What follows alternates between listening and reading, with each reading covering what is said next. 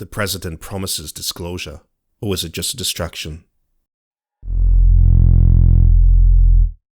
A new directive has been issued from the White House. President Donald Trump has announced that additional government files relating to UFOs, or what are now officially referred to as UAPs, unidentified aerial phenomena, will be identified and prepared for public release.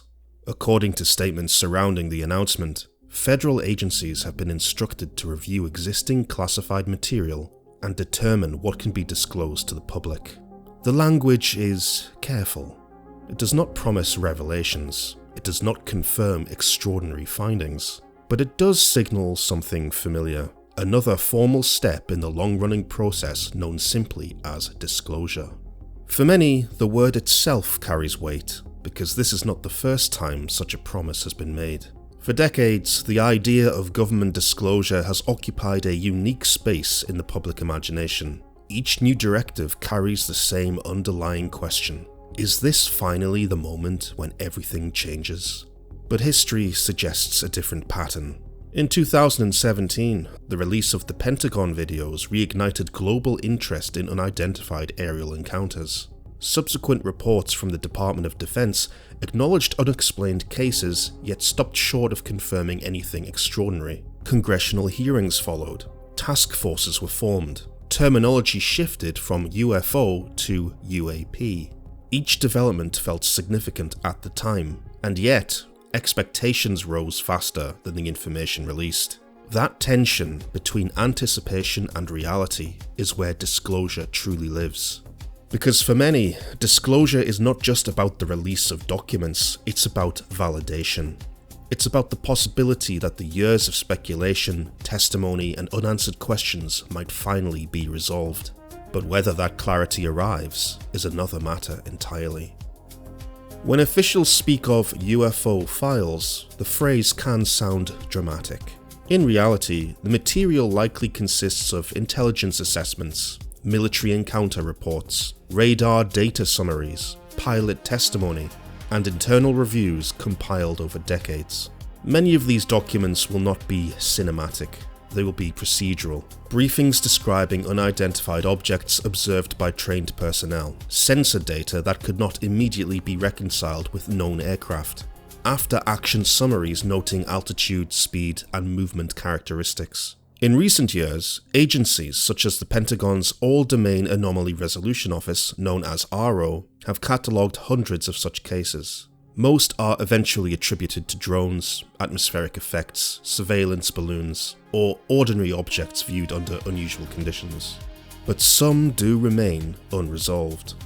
Although, as the government always likes to stress to us, unresolved does not necessarily mean extraterrestrial. It simply means insufficient data.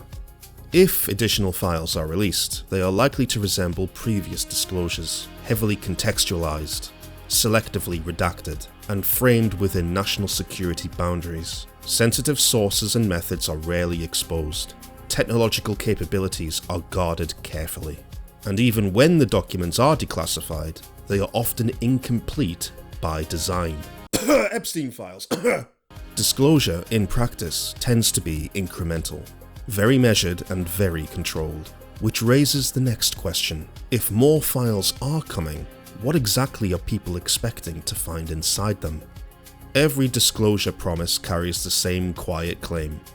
This time will be different. This time is different. You have to understand, this is not the same as before. Believe me! But yet, the structure remains familiar.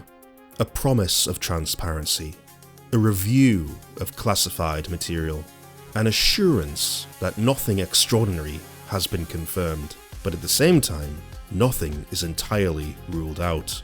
But what makes this moment distinct is not necessarily the content, it's the climate. In recent years, unidentified aerial phenomena has shifted from fringe discussion to official briefings.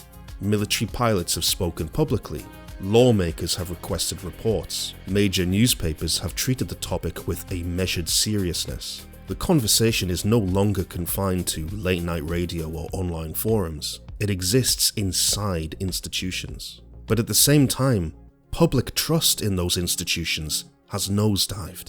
So when a president announces further disclosure, it lands differently. For some, it signals overdue transparency, but for others, it feels like an intentional distraction from current political scandals. So, what happens next?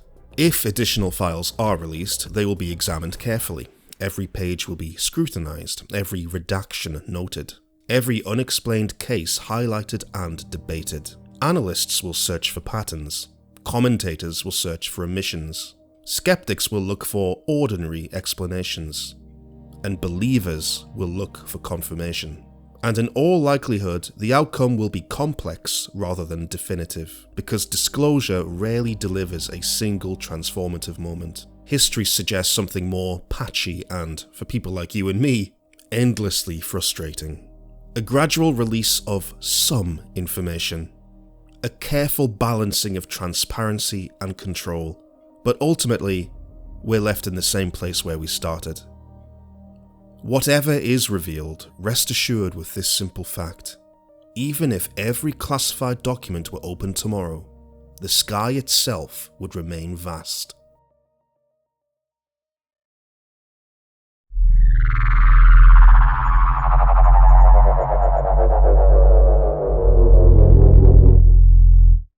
Thank you for watching. If you enjoy this sort of content, please like and subscribe. Let us know down below what you think. Will we get disclosure, or is it just a distraction? See you next time.